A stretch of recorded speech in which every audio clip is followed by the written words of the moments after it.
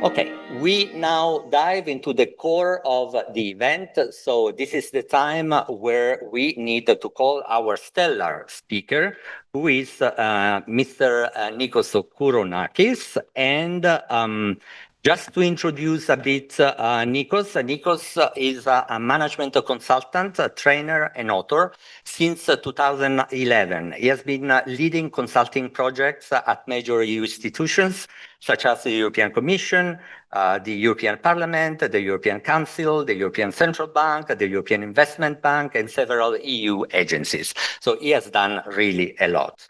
Nikos has been involved also in many international projects in Canada, the United States, the United Kingdom, Luxembourg, Greece, and across Europe, working with large organizations as well as smaller startups. So I would like that you join me welcoming Nikos on stage, and he will guide us through the addendum. Nikos, please join me on stage. Thank you.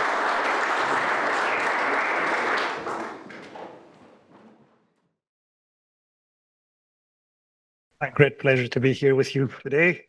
It's such an honor and a pleasure when the fruits of work of several years or decades come together. Something as simple as a publication, a 120-page document, printed and read by esteemed colleagues. Today I will try to bring you into this world of managing EU-funded projects with PM2. Of course, the core of my presentation is based on the addendum itself. I'll also explain why it's called an addendum. Like you, perhaps, or if not, maybe readjust, I'm looking so much more forward to the panel discussion than to my own presentation, because that's where we'll get the experts and insights that come from applying PM2, from managing EU-funded projects, from working into the policy domain that these grants and multi-year programs come out of. Just to reiterate again that there's a Slido, for those of you who don't know what it is, it's a way for us to communicate asynchronously. So you can scan this QR code, and during our presentation, if it's really important, I invite you to interrupt and ask your question or your contribution. Otherwise, you can post your remark or question, and we'll deal with it at the panel level. So I go into my presentation. I'll start with, thank you for the introduction. No needs for more introductions, but I would like to introduce you to my perspective, where I come from. I started as a practitioner, a project manager. Started with IT projects, then into management projects and consulting. But I also help organizations improve their project management, adopt methodologies. I also help individuals as a trainer and as a community leader, as a member of the PM2 Alliance now and founding president. I get to interact with members of the communities, hear their needs, and co-develop in a way. And then all this comes together as an author to put these and share in a book or article format. And the circle continues because one feeds into the other. And I think if I can bring something, I'm sure not more experience or skills than you, but this holistic perspective, and this is what I'm going to try to share today. The agenda of my presentation is three-part. I will talk a little bit about EU-funded programs. Some of these may be known to you. For if you're new to the domain, then there's some really interesting information. Then I'm going to talk about the addendum itself. I'm going to zoom into it a bit, but not too much. And then, as I mentioned, I'm looking forward to the panel discussion. We'll also have our Q&A session. So let's discuss a little bit EU-funded projects. Let's start with Europe. I know you know where the EU is, how many countries. What I want to highlight here is EU spends an enormous amount of money in funding projects, which organizations not only from the EU can participate. So they can participate from a number of other countries. The EU institutions landscape is indeed complicated, particularly if you're new to it. These are some of the buildings in Brussels, Luxembourg, and in Strasbourg. The landscape, as I mentioned, well, the three core institutions that you're all aware of are at least the European Commission, the Council of the European Union, and the European Parliament. These three bodies work together. The Commission proposes law and policy, is discussed at the Council of Europe with ministers and prime ministers, and then brought more discussion and debate into the European Parliament for it to become EU law, if agreed.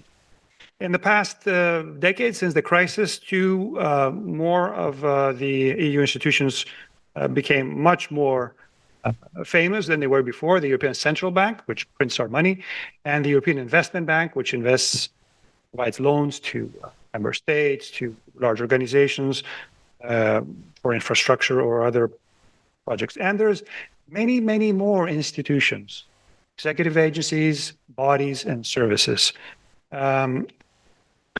Other than showing off some logos here, which I managed to gather, I also want to make a point that most of these institutions have invested in improving their project management by adopting PM2. So at the level of EU organizations, PM2 is the default or de facto project management methodology. Even the Parliament has tailored PM2 and they ran it to engage, but it's still PM2. Let's talk a little bit about the EU funding landscape. Billions, trillions of euros spent every MMF multi-year financial period every 7 years in grants at the level of the European Union. Well, my numbers here are plus or minus a billion, so within our tolerance. Only 6% of this budget, huge amount, but only as a percentage, 6% goes into administration of the European Union. Salaries, buildings, etc. So that means that most of this money, 94%, is allocated to various European programs. These are divided between 80 funds and programs. There are more than 50 authorities that directly or indirectly manage these funds. 20 to 25 is managed directly by the European Commission, and some of the rest is managed by the multipliers in decentralized funding member states, other organizations, etc., member states authorities. A large number of billions, between 630 and 860 billion, is spent on project-based funding. Roughly 35 to 50% of the entire EU budget goes to fund projects. Now, projects may mean something a little bit different from Commission DG or from project management to project management. Some of them are called programs, etc. But the point is that PM2 has found, since its inception in 2007 and 11 and 18, three big milestones for PM2, it's found an arena where it's even marginal gains in efficiency and effectiveness can have a huge financial, that's not the only case, financial, cultural, social impact in Europe. So there are many EU-funded programs. I have listed here, there's no need to go through them, some of the major institutions, the Recovery and Resilience Funds managed by ECFIN, SG Recover, the Common Agricultural Policy programs, Regional Development, Horizon Europe with 95 billion managed by several organizations, the Cohesion Fund, the Erasmus, Just Transition, InvestEU, some that maybe you've heard, that sum up to a very large total of projects being funded by grants. Now let's look at this, what somebody would call industry, EU-funded projects industry, which I have struck out there because I don't like it. Because unfortunately, it's one of the misconceptions, one of the issues with managing these grants. It has become an industry where many, many stakeholders are there to absorb as much money as possible for their own organization. The EU-funded projects landscape is there, and as I will unfold, to co-finance initiatives under specific domains, each one for different programs. So it is, though, quite complicated as well. For those of you who are new, it seems very complicated. If you know a little bit more about it, it gets a little bit easier to discern the differences. It's never simple.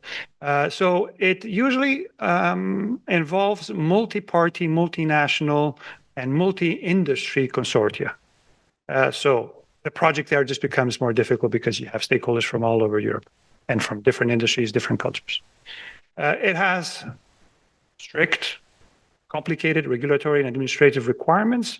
Things have to happen by the book. You're dealing with a bureaucracy anyway. The timeframes are sometimes tight with little flexibility in terms of budget, scope, and time. Even if you find ways to improve it, sometimes it's quite difficult to achieve such changes. And the project ownership is not as simple as you might think. Typically in projects, we have a project sponsor, project owner, where the results, where they are usually also the funding entity. Here we have a small difference where the European Union institutions, or it could be member states, they are not the project owners, even though they're funding. The project ownership stays with the beneficiary. Lots of people are involved in EU-funded programs. They are over 200,000 organizations all over Europe that are involved in this domain, in this industry. There's over 50 million people that work in EU-funded programs. 5,000 to 7,000 EU staff have a direct or indirect involvement. It's a huge machine on both sides. One, securing the funding, bringing out the initiatives, the calls, managing the grants, and on the other side, the organizations who put proposals together and invest, essentially, use the right word, invest the grant to produce impactful outputs, not just outputs. So let's talk a little bit about what a grant is, to contrast it maybe to procurements or tenders. A grant is a financial contribution from the European Commission or an entity, which is the granting authority. They award it to good ideas that fall within an area of business, of innovation, that is aligned with the policies and the initiatives they want to push forward in Europe. Unlike procurement, grants are supposed to be co-financed, regardless if organizations end up increasing the budget and pretending co-financing based on partnerships rather than our service delivery. So in contrast again to the procurements where, and this is my next slide, the procuring authority has something quite specific in mind, a scope or project, a service, or products, and they're just looking for the best offer to satisfy that scope. Whereas in grants, we're calling out for ideas of what could be those projects, the scope that would bring about the desired outcomes. So, do we need better project management in EU-funded projects? The answer here, not just for EU-funded projects, is always yes. We can always do better. Now, the problem that I encounter as a consultant in all organizations, EU-funded grants or not, is that we're just too busy with running the project to sit back and think about what we could do better, how we can improve. And I think that's the advantage that I have as a consultant is that I'm not just a practitioner running a day-to-day project, but I have the luxury, privilege, and the pleasure for me to sit back a bit and analyze and think, integrate perspectives, learnings, and knowledge to propose things that can improve project. I won't lie to you. The thing that's going to improve project management is a methodology, such as PM2. Not only, of course. One of the main things that we do when adopting a methodology within an organization is we develop a common language, which is much more difficult than you may think. I mean, if you're in the project management domain, you may have heard of the word scope and risk and stakeholder and phase or initiating phase, status report versus progress report. They're all English words. They mean something to us. But very often, when we are seeking efficiencies in communication and planning and execution, we want those words to mean something more specific. So I'm moving into the next section of my presentation, which is about the PM squared methodologies. If you're wondering where PM squared comes from, it comes from project management methodology.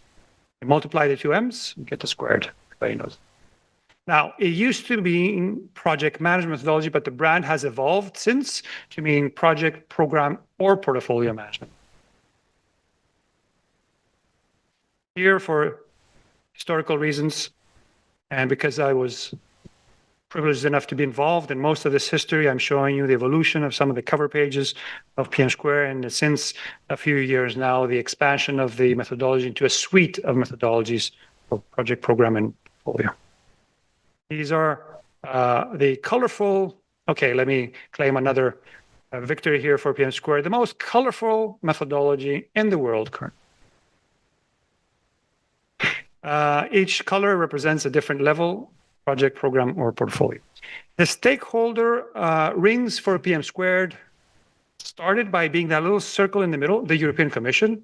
I have to tell you that the PM Squared methodology was built internally by the European Commission for European Commission projects.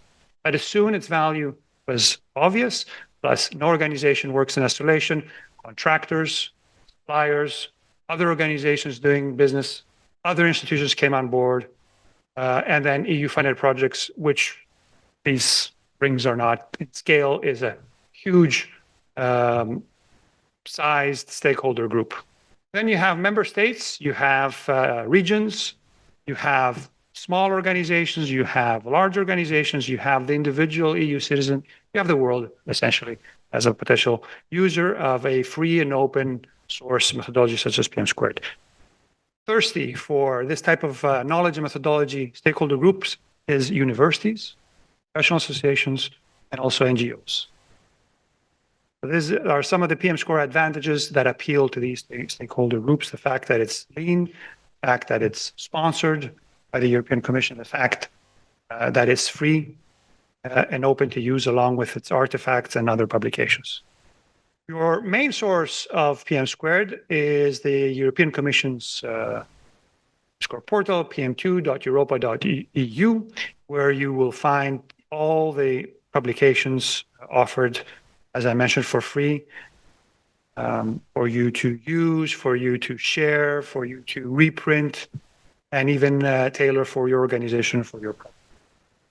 Second institution that has a clear mission to promote PM Square and disseminate the methodologies is the PM Square Alliance, as you introduced to us, as well. Many resources that you will find only here, along with certification program, training providers, and others. The PM Square Alliance is a community-based organization. And I invite you all, of course, to explore the website and join PM Square Alliance, as your support is essentially the hands and the brains behind having an impact in this open community. I will stay a little bit in something that you will find on the PM Square Alliance website, the PM Squared Manifesto.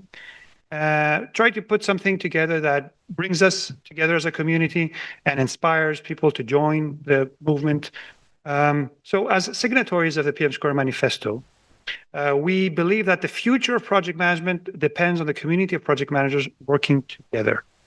I mean, it's been forever since the invention of project management, where us as simple practitioners, we rely on the big authorities, the global authorities, to tell us what to do, how we should be manage our projects. And there's a huge body of project management knowledge with thousands of pages of books. But then at the end of the day, as a user, I need my manual. I need something simple. I need something built for me. I don't need something that shows how smart you, dear project management authority, is, or how better you are from the other authority. I want something built for the users. And this is what PM Square is about. And this is what this manifesto reinforces. And I want to have a say in this. I want my needs and I want my perspectives to find a way in the methodology. We know that the effective project orientation is the key for organizations and societies to deal with the many challenges of our times. Projects deliver value, project management works. It makes things effective and efficient. We are convinced that project management doesn't need to be complicated, sophisticated, or require large upfront investments. PM Square does that for us. And we all agree that the time has matured for the adoption of a lean and effective project management methodologies. In Europe, to start with, one that is common, that one that I can port from one project to the next, from one consortium member or partner to the next. So as I haven't been picking on the animations, but as a member of the PM Square Alliance, we invest in the simplicity of PM Square approach, and we will resist from turning PM Squared into a super comprehensive toolbox. We want it to be simple, remain useful for us. We advocate the establishment of the PM Square mindsets as an essential dimension of effective project management and team behavior, something that is missing from many project management approaches. Beautiful when it comes to processes, techniques, all sorts of principles, the technical side of project management, but we're missing the heart, soul of the methodology. And this is captured through, and a project team, captured through the mindsets. And also we promote the PM Square governance model as an indispensable pillar of project management and a success enabler for the creation of value for stakeholders. It is one of the most important critical success factors for projects. If you don't know who's supposed to do what in project management and then know how to do it, then projects become very challenging. And finally, we evolve PM Square to cover the PM Square community's needs through the coordinated involvement of the community itself. Few slides that will go a little bit quicker because we've already talked about the Alliance. Community-based, there's a few services that you can find in the PM Square Alliance, the Train the Trainer program, so you too can become a trainer. You can be a trainer within your organization or within your project and then also become a consultant and a trainer at a broader level. At the PM Square Alliance, we also participate in several EU-funded projects. One on promoting sustainability through the management, through project management and PM Squared, and another one, and again, sustainability theme curricula for universities at various levels that integrate sustainability and methodology. PM Square Foundation is another source. Your source of PM Square knowledge is where I author my insights on PM Squared, specific articles, but also the books. Some of the books you may have seen also already. One of the books we'll be discussing a little bit in more detail today, but there's publications that are Extend PM Squared, the project program portfolio, and sustainability and EU-funded addendums. We also like to acknowledge and honor people who have offered a lot in project management in PM Squared. Some of you already here are contributors and reviewers of the PM Square Addendum, and something that we will do increasingly more and more is organize the PM Square Awards. We will honor and acknowledge individuals, organizations, consultants and trainers, and also projects for their exceptional management in the narrower domain of using PM Square. So, last part of my presentation will be food for thought for our panel discussion. It's about the specific book on EU-funded projects, the PM Square Addendum for EU-funded projects. Why is it called an addendum? It's because it is not supposed to be a standalone publication. It extends the PM Square methodology. So we reinforce the use and all the best practices that are described in the PM2 guide. And specifically for EU-funded projects, we extend them with a PM2 addendum that tailors the methodology for the specific use of EU-funded projects. There's EU-funded projects is a huge, there's many different programs and there's some variations. So this model of the addendum remains at the appropriate level of abstraction to apply to all. And then, as per the mindsets, a further call for you to tailor more specifically because the methodology needs to work for you, for your organization, for your project. We are not working for the methodology. The book starts with common misconceptions. And they're too small for you to read, but they're larger in front of me, so I will highlight a few here. But the other day I had a conversation with my colleague here, Ioannis, and I mentioned misconceptions, and he said, there are so many. And I said, yes, I wrote 25 and I couldn't stop. It got a little bit too much over that. But there's many misconceptions about how to manage and what EU programs are about. First misconception that grants are profit-generating opportunities for organizations. It is not supposed. It's cost recovery mechanisms. Many organizations suffer at the level where when they write a good proposal and they get the grant, they think that the project is essentially over. Now it's just a matter of administration to justify the expenses. Another misconception that is because my proposal has been accepted, then my project then I'm ready for execution. My project is good. You have to keep in mind, of course, I'm pretty sure that bad proposals are rejected, but sometimes the best proposals are accepted, not necessarily exceptional ones. A rejected proposal means your idea was bad, not the case, or your proposal was bad. And this is why even the methodology suggests that you go through your closing phase, assess the reasons why perhaps your proposal wasn't successful, and reapply by improving it or into another program. I'll quickly highlight a few more. Grant administration equals project management, which is one of the biggest misconceptions, the biggest problems that I have encountered in EU-funded programs. And as I will show you in a diagram, there's 2 or 3 distinct areas where we need to focus on. Putting a consortium together is easy. I just call my friends and say, hey, you want to participate? There's free money from the European Commission.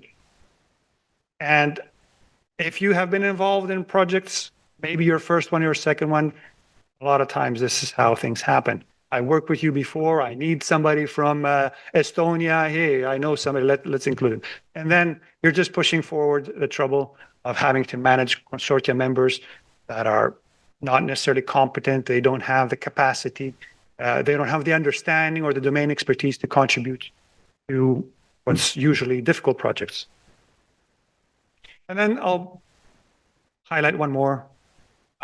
Just because we finished the project, just because the Commission has accepted my results, the outputs are good, project is successful, and of course we need to define what success means for you and your projects, but also that my project has impact, which is something that most probably will come later on. After project has closed, after the grant has been administered properly and closed, and we're looking through dissemination exploitation to actually produce impact in that. Now, what does the average organization need to manage their project successfully? Well, they need to know what project management is comprised of. It's very, very useful to know that I have to do risk management, I have to do stakeholder management, I have to do planning, I have to do monitoring, control, and reporting. And this diagram is what represents. All the parts are there. Many books have all the parts. But what's missing is tell me how to implement these. So for those of you who know the difference between a work breakdown structure and a schedule, work breakdown structure is very useful. Everything that needs to be done or delivered is there. But I don't have a schedule. I don't know who's going to do it and when. So I want the same thing for project management. I want the recipe, not just the ingredients. I want something that looks like this, an IKEA manual, a manual of how I'm going to manage my project. And there's a distinction. Your schedule will include how you're going to manage your project, but how about how I'm going and how I deliver your outputs and deliverables, but how about how I'm going to manage my project? Where's my project management schedule, my project management plan, my methodology? So this is what PM Squared does for us. It takes us step by step in a chronological order from initiating to planning to executing and closing with a parallel process of monitor and control, and tells us what I need to do step by step. As one of the secrets of the success of the PM Squared guide is that I do not have to read the whole guide before I can extract value from it. Day one, I open the first chapter on initiating and it tells me what are the first few steps. And the guide or the methodology will answer the following very simple questions, which I bet you we fail to ask for project management. What do I need to do to manage my project? Not to implement my deliverables. That's in my proposal, my work breakdown structure, my schedule. But what do I need to do to manage the project? When do I need to do it? How often do I initiate? How often do I plan? How often do I need to do risk management, and when? Who has to do it? There's a misconception of project manager that the project manager does project management. Yes, they do a lot of that. But there's many, many other people and roles that have involvement in project management. They also do project management. So I need to know who has what responsibility, what degree of responsibility. I also would like to know how I'm going to do it. What are the templates? What are the processes? Even the skills that I need to have. And of course, very importantly, why do I need to do it? Why do I need a charter? Why do I need to have a risk log? If I don't understand why, then I'm probably not going to do it as well. Even if I'm a good student of the methodology, I will go through all the motions, but if I don't understand why I'm going through the motions, I'm not able to optimize, be more effective and even efficient. So PM Squared is built on 4 pillars. The pillar of life cycle, the phases, initiating, planning, executing, closing. The governance pillar, roles and responsibilities. How do we name the people who have a project management responsibility? And what is that specific responsibility for every single element of PM Squared? Artifact, activity. And a set of artifacts is the 4th pillar. Altogether, they hold together the house of PM Squared and allow us to run effective and efficient projects that deliver outcomes and benefits. And then there's the 5th element of PM Squared, the blue ribbon, which is the mindsets. So the mindsets bring everything together. It's the blue of PM Squared, the personality of PM Squared that remind us of the effective behaviors.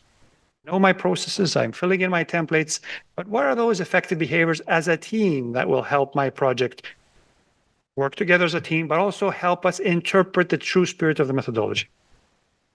PM Square manages to do this in a simple way, and we intend to keep it simple, which is very, very important for the user, particularly the early user of the methodology or a new project manager. And everybody is a new project manager when they first entering EU funded projects. Smarter people than us reinforced what I'm telling you. PM Squared is a secret to releasing energy. Not 100% case. Methodologies don't release energy, but they can save us some time. And then people can invest in relationships, in behaviors, a little bit more time. The PM Square Mindsets is not a pillar, but an indispensable element of PM Square, a very inspiring element for teams. It adds the social, cultural, or guidelines or inspiration on how we can manage the social, cultural aspect of PM Squared, which is very, very much underestimated. We think that if we have a technical side in place, then things will go just fine. But we forget that projects are there's a social dimension to projects. People are involved and social dynamics emerge. Somebody has to manage them. And if you don't have the right mindset, and let me repeat this, it's not the project manager who will manage these. It's the whole team manage these. So a set of mindsets. The first one says, that, hey, we're going to try to use this methodology. We trust it. So the first mindset says, I am committed to applying PM square best practices. And the second mindset says something that's almost the opposite. They say, it says, but I always remember that the methodology is there to serve me. I'm not there to serve the methodology. So I need to make sure that the methodology is tailored to the needs of my project, to my organization, to the project goals. And every so often I can sit back and assess the fit of the methodology and the effectiveness of my project management to improve it. The PM square mindsets are complemented by what we call the infrequently asked questions. Very, very simple and obvious questions, again, that we forget to ask. For instance, do we know why we are doing this project? Randomly choosing some. Or does anybody care or still care about this project?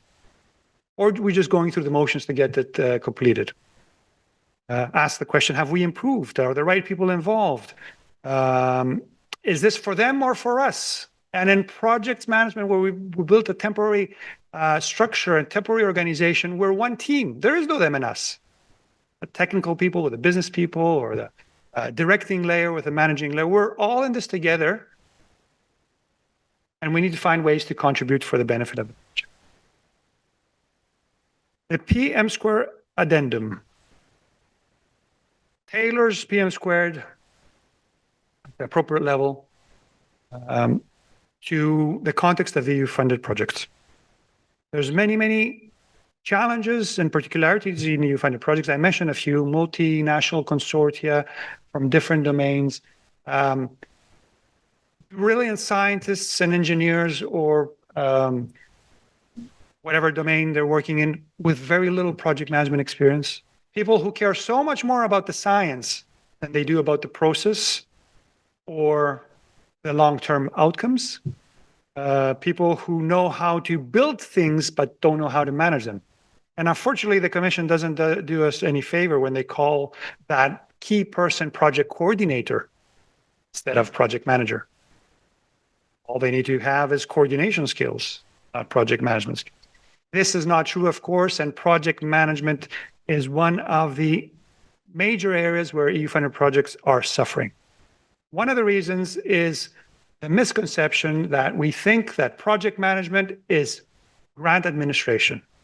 All I have to do is comply to the Commission's administrative requirements, starting with the proposal on time and the reports and all the agreements signed. And it's a lot of work in the financial reporting. There's a lot of effort that goes into that, and very often leaves very little capacity for real project management. So grant administration is an additional to, let's say, traditional project management layer. Project management is indispensable, and we need to pay enough attention to this domain with the appropriate capacity and skills and methodologies. And then we have the project or scientific domain, where there's a lot of work. That's where all the money goes and is spent, and that's where the value is created. These three together need to work to produce good project results. I've already alluded to this, but there's a lot of what I call management and administrative deficit in EU-funded projects. That is, we go into EU-funded projects without having reserved the administrative capacity, skills, tech tools, infrastructure to manage efficiently the grant. And same with the project management. We move into without having trained project managers, without understanding the very basic motions of building an idea into a project, the importance of the initiation phase, the importance of pre-award planning and post-award planning. Of course, execution, do it very well. Monitoring and controlling happens at the admin level rather than at the project management level. And then finally, we completely skip the closing phase, which will help us improve on our next project. The consequences are very often severe. Many projects, EU-funded projects, they eventually finish. but the value that they managed to produce, and there's many reasons why some of them don't produce value. One is they were just too ambitious proposals, but other ones are that the inefficiencies in the management of the project consume so much capacity and effort and budget that we are not able to invest enough in the real science. The PM2 addendum, and I have only a few slides left. I'm not sure if I have a burning stare from Giuseppe there. But it's a lean guide, 120 pages approximately. It is split into 3 parts: introductions about EU-funded projects, some of the at a little bit at a higher level without any numbers. I try to avoid naming DGs and programs because these change. About EU-funded projects, challenges, misconceptions, why methodologies are needed, what's the fit of PM2 in EU-funded projects, and more. Then we move into the specifics, and I have another slide for that, of tailorings of PM2 for EU-funded projects, and then some additional information about project support offices, portfolio offices, and additional resources. How to read the addendum is not necessarily a book that you read from cover to cover. Yes, but that's as a manual. It allows you, and it's written in a way that allows you to jump from section to section to go to that section of interest, and then come back perhaps. So in that sense, you will find maybe a little bit of a repetition between section to section because each one of them needs to be a standalone. The recommendations that you familiarize yourself with the EU-funded project landscape in Part A, move to Part B or go directly to Part B if you're familiar with the landscape, look at the specific tailorings, but then you stop and you go back to either remember your PM2 or also read your PM2 because we will repeat, this book is written as an extension to the methodology. And also a recommendation is for you to also explore and read the PM2 artifacts, templates. Some of the visuals that show the architecture of the PM2 addendum is shown here, the life cycle, the house, the combination of PM2 artifacts, how they are aligned with EU-funded projects life cycle and other administrative documents, objectives per phase, the governance, etc. So I mentioned the core of the guide deals with the tailoring of the PM2 methodology and takes every single element of PM2 and shows you how to apply it to grants. Per phase, per activity, per role, per artifact. 2 more slides, or I may be lying, as I just scrolled. I want to highlight a little bit the role of what we call in PM2 the project support office in EU, in organizations that manage EU-funded projects. Project support office, and in my experience, I've been teaching PM2 for EU-funded projects since 2017. The mature organizations, the organizations that are very successful in getting their proposals funded and in managing their projects have an EU projects office that helps them with both at the proposal level, at the financial level, at the legal level, but also the project management level. So there's many advantages of having a project support office within your organization, and having that support office support rollout and support methodology. That is a common way of managing project within organization. Equivalently, something that's been emerging the past decade is the value that portfolio offices and portfolio management has in project success. Many projects are suffering not because they did something wrong, it's just too many projects running in the organization. A project cannot manage the capacity of all other projects in the organization, but a portfolio office and portfolio methodology that balances capacity, skills, funds, even the release of work within the organization, so you can level a little bit the capacity and the workload of people becomes more and more indispensable. And in the book, I describe 3 types of portfolio in EU-funded projects. One would be a portfolio of your proposals. proposal entails a lot of work and needs a lot of skill. Before you launch a proposal, should you check within your portfolio to see what capacity you have available? Also, how does that proposal fit with things that are already in motion? That's the second portfolio. Grants and projects that are already in flight in the organization. The third portfolio would be the exploitation project. So we produce so many outputs and deliverables. You applied for this co-financing because as the project owner of this project, the owner of the results, you thought, that's what your business case to the Commission said, that you can exploit this and produce value for Europe.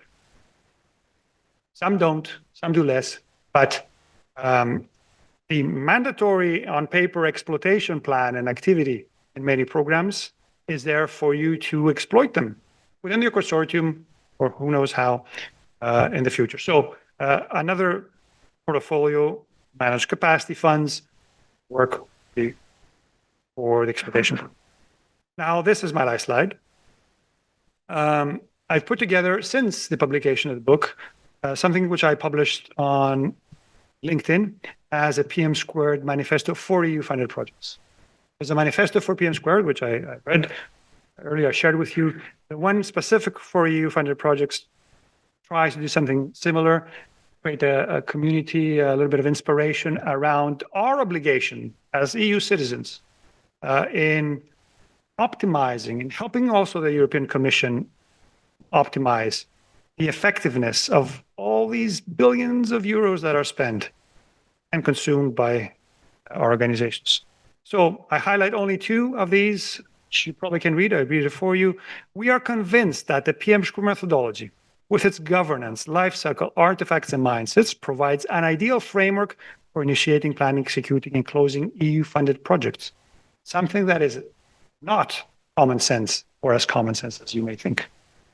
There has not been traditionally a common project management methodology approach to EU-funded projects. And this is now what PM2 is becoming. And we agree that EU-funded programs management, EU-funded project management must go beyond administrative compliance, aim for high-quality results, which come from high-quality process and project management, have an impact orientation, not a deliverables orientation, be aligned with the strategies of the European Commission policies, but also aligned with the strategies of our organizations and our consortia. Again, breaking the practice of just absorbing as many funds, EU funds, as possible, even if they're not aligned with your organizational strategy. And the projects and these funds and grants should leave behind not just deliverables, but also capabilities for us to work in projects, in our organization, for us to work with other organizations, collaboration structures, knowledge, know-how, and impact that endures beyond the lifespan of the project. So I try to introduce you to the world of EU-funded projects, the world of PM2, Alliance, and the addendum. I left a lot of things out for you to discover by reading the book and by listening to our hopefully very interesting panel. And I give the floor back to you. Thank you. Thank you, Dan.